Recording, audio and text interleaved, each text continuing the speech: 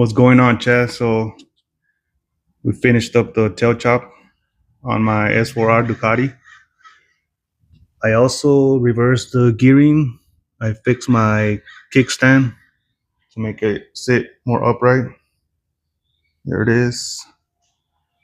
We got the LED turn signals right there. And we also got the carbon fiber belly pan. So yesterday I ended up taking it for a spin, and apparently my license plate got bent by the tire.